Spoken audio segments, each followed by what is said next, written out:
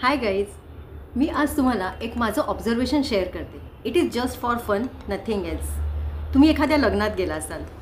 लग्नात बँड वाजत असतो, बँडबरोबर अनेक लोक नाचत असतात. तुम्ही कधी ऑब्झर्व केलं त्यांचे एक्सप्रेशन्स काय असतात?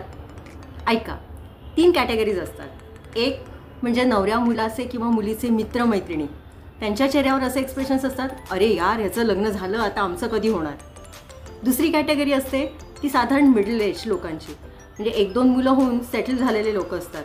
त्यांच्या चेहऱ्यावरचे एक्सप्रेशन्स असतात, आ गए हमारे लाईन में, आता भोग आपल्या कर्माची फळं. तिसरी कॅटेगरी असते ती साधारण एजेड लोक किंवा असे रिलॅक्स रिटायर्ड लाईफ जगणारे. त्यांचे एक्सप्रेशन्स असतात, चला बाबा ह्याचं लग्न झालं, मार्गी लागलं आयुष्य. असे वेगवेगळ्या प्रकारच्या छटा तुम्हाला सगळ्या आजूबाजूच्या लोकांमध्ये बघायला मिळतील. अजून एक, बँड वाजताना एक गाणं, अगदी हमखास एक गाणं हे शहीद लोकांवरती असतं. काय मेंटॅलिटी आहे, काय रेफरन्स आहे माहीत नाही मला, पण नक्कीच असतं.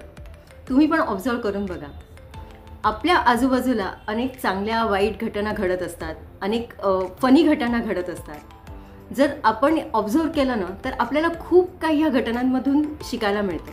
So be a good observer and keep observing. Thank you.